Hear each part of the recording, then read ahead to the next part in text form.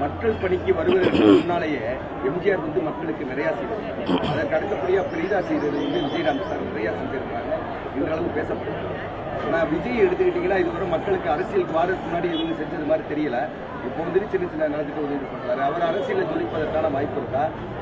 எப்படி அவரை ஒரு நடிகரா அவரை எப்படி பாக்குறீங்க? அரசியல ஜெயிக்க முடியுமா? விஜயகாந்த் சார் இடத்தை பிடிப்பதற்கு முயல்வதாக ஒரு தோற்றம் இருக்கு. விஜயை வந்து தமிழகம் முழுவதும் பட்டி தேப்தி எங்கும் கொண்டு போய் சேர்த்தவர் கேப்டன். செந்தூர பாண்டி படத்துல எங்க வீட்டு பக்கத்துல தான் சின்ன வயசுல இருந்து இருந்தவர்.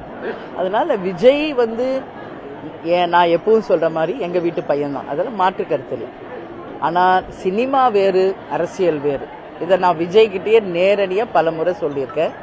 ஆனாலும் அவர் இன்னைக்கு அவ்வளோ பெரிய பிசினஸை விட்டுட்டு அவ்வளோ பெரிய இன்னைக்கு ஒரு சினிமா துறையில இருந்து எல்லாத்தையும் விட்டுட்டு இன்னைக்கு அரசியலுக்கு வரார். அது நம்ம பாராட்டணும். முதல்ல இன்னைக்கு வரணும்னு நினைக்கிறாரு, இளைஞரா இருக்காரு. என்ன சாதிக்க போறார், என்ன சரித்திரம் படைக்க போறார் அப்படிங்கறத உங்களை மாதிரி நாங்களும் வெயிட் பண்ணிக்கிட்டு இருக்கோம். முதல்ல அவர் வந்து 4க்கு 4 ரூம்ல உட்காந்து பேசுறதை விட்டுட்டு பொது வேலைக்கு வரணும், மக்களை சந்திக்கணும், பத்திரிகையாளரை சந்திக்கணும், மக்கள் பிரச்சனையை கையில் எடுக்கணும். அப்பதான் அரசியல்ல நம்மளால நிலைச்சு நிற்க முடியும். இதை விஜய்கிட்டே நான் சொல்லியிருக்கேன். எனவே பொறுத்திருந்து பார்ப்போம் அவருடைய செயல்பாடு எப்படி இருக்கிறது. மேடம், உறுதிப்படுத்திய தகவல் இல்லை இருந்தாலும் கூட கூட்டணி வந்து அமைகிற பட்சத்தில் 2024 விஜய் எந்த கூட்டணிக்கு வராரோ ஒரு முதலமைச்சர் வேட்பாளராக இருந்தால் தான் வருவாரு அப்படின்னு பேசப்படுறாங்க. வந்த உடனே முதலமைச்சர் வேட்பாளராக இங்கே இருக்கிற கட்சிகள்லாம் ஏற்றுக்குவாங்களா? கூட்டணியில நீங்க விஜய் கூட்டணிக்கான வாய்ப்பு இருக்கா?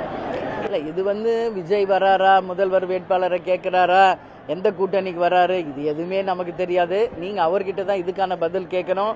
விஜய் பத்தி கேள்விக்கு என்கிட்ட பதில் கேட்டா என்ன வந்து சொல்ல முடியாது.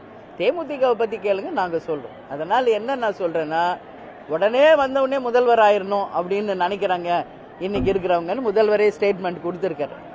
உதயா மட்டும் உடனே வந்த உடனே துணை முதல்வர் ஆகலாமா அப்படின்னு மக்கள் கேள்வியை நான் கேட்கிறேன். வந்து ஒரு 3-4 வருஷத்திலேயே சாதாரண உறுப்பினராக வந்தாரு, எலெக்ஷன் கேம்பெயின் போனாரு, அதுக்கு அடுத்து பார்த்தா எம்எல்ஏ ஆனாரு, உடனே அமைச்சர் ஆனாரு, இன்னைக்கு துணை முதல்வர் ஆயிட்டாரு. ஜஸ்ட் எல்லாமே 3-4 இயர்ஸ்க்குள்ள. அப்ப அதை மக்கள் ஏத்துக்கிறாங்களா அப்படின்ற கேள்வியை மக்கள் கேள்வியாக நான் முதல்வரை கேட்கிறேன். எங்களை பொறுத்த வரைக்கும் விஜய் வந்து யார் கூட கூட்டணி, யாரோட வரப்போகிறார் என்பதை விஜய் தான் தெளிவுபடுத்தணும். அதை பத்தி நான் என்னோட கருத்தை இந்த நேரத்தில் சொல்ல முடியாது.